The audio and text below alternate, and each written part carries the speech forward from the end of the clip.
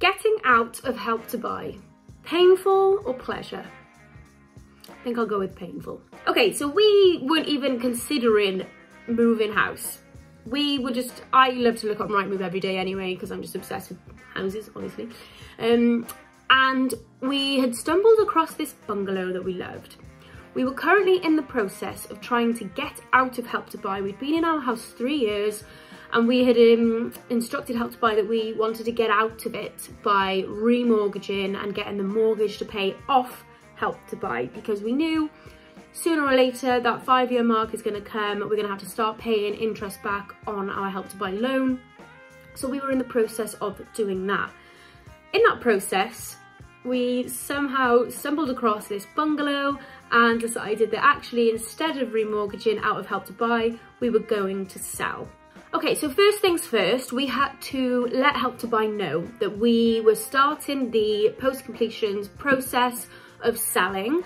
We also had to instruct our solicitor to let them know that we were with Help to Buy as well, so that they could also communicate and whatever.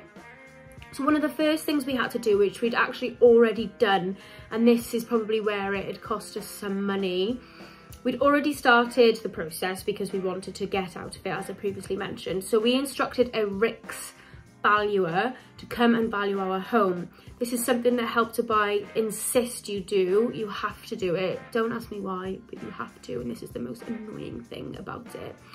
So we had to pay something like 300 quid for somebody to come out and tell us our house was worth XYZ. This only lasted for 3 months, and then if it went over that, then you had to pay again, basically. So because we'd started the process before we even found the bungalow, we'd already lost like a month of that already. So because it's a Help to Buy property as well, that means that the solicitors have to deal with extra admin involved, which meant that there was a fee on top of that also. I can't exactly remember what the fee was. It wasn't astronomical, but there was an extra fee, probably under £100, but still, that's £100 that you need to factor in. And the £300 RICS valuation. So again, because we were a new build and we were on a new build estate, this isn't the same for every new build estate, but it might be the same for yours. We had a management company who looked after the grounds. So they, you know, took out all the weeds. They, to be honest, I don't really know what they did. They didn't do much but make a mess. They used to cut them communal hedges and things like that. And we obviously had to pay them a fee every year. But when we sold, part of our buyer's conveyancing, and this is not just us, this was everyone on the estate, because Peter Allen had informed us this beforehand, because they said this can delay things. So we had to pay 150 quid, I think, for this management pack so that they could give that to the buyer's solicitors. This took like 2 weeks, and we were already on a tight deadline because we were trying to make the stamp duty holiday, which we didn't make, by the way. Probably not down to Help to Buy, it was down to Peter Allen, so I wouldn't use Peter Allen if I was you. So yeah, we had to wait for this management pack. We didn't even know what it was. To be honest, I don't know why we had to pay for it, but we did. And that was sent to the solicitors of the buyer and whatever, happy days. But we had to wait 2 weeks for this to come through, which again, yeah, delayed things. So, you know, all in all, it was not that bad. You know, we knew that we were gonna have to pay a few costs here and there.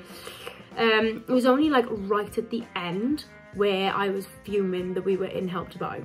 So if you could just like manage your expectations, so just expect to be really annoyed and then maybe you won't be as annoyed. So we were getting nearer and nearer to that deadline of the stamp duty holiday coming to an end. So like pressure was up here. And basically you have to tell a Help to Buy like a provisional completion date. So we had said that the completion date was, say, the 16th of June, for example, and then they would take 5 working days to send a document back with that completion date on it.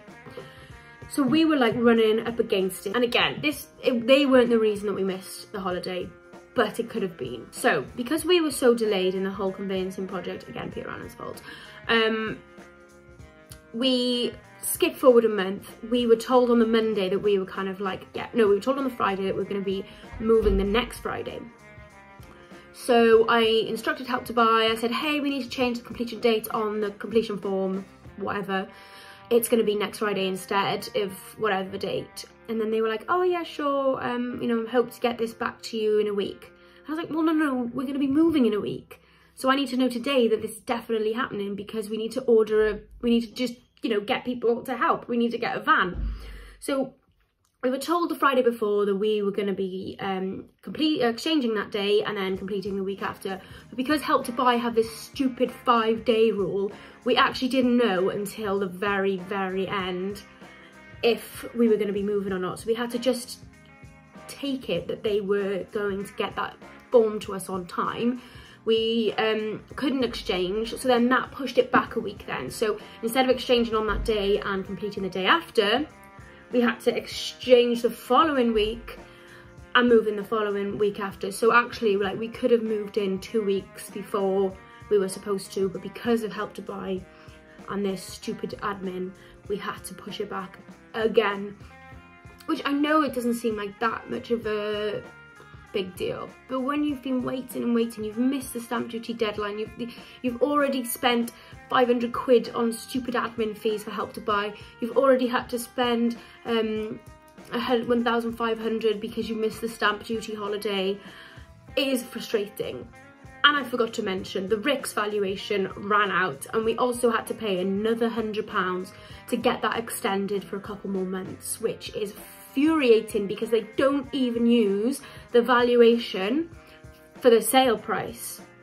So we had the RICS valuation, it was way under what we sold for, but they don't take that into consideration. They just take the 20% of what your actual sale price is. So the RICS valuation is pointless. Pointless. So yeah, it is a stressful process. I think if we were more aware of the actual process and what had to go on and all the deadlines and ridiculous admin fees and all of these things, if my expectations were lower, I know they were fairly low anyway, but if they were lower, then maybe I wouldn't have been so stressed. We were worried as well because our buyer was looking for a quick sale and it'd already taken way too long, and we were worried that he was going to withdraw and get someone like a cash buyer or something. So we were always on edge. We were like, we can't lose this bungalow. But it all worked out in the end. Would I do it again? Would I advise somebody to go and get a Help to Buy property? I definitely would. I think that it is further, you know, if you use it wisely, it will really benefit you. So in our example, we were on lower salaries when we were early 20s. We wanted a nice house. So we managed to get a good new build on in an up and coming area. We sold before the 5-year deadline of the interest kicking in. We then used the profit to buy a better house in a better area, and yeah, that's kind of like a happy story. I don't know what it's like for people when they you know, their salaries don't increase and they don't like kind of have any more salary from when the day that they started. That's where it probably can get a bit annoying because you have to start paying back that interest, so your monthly payments will go up. But again, you could just sell and use the profit to get something different somewhere else and get out of Help to Buy altogether, because one thing is you cannot rent out your home, you cannot sublet a room, you cannot start a property portfolio. So it's important, like for me that was important. I want to start a property portfolio, and I think without getting out of Help to Buy, I'll never be able to do it. So yeah, would definitely recommend if you use it wisely.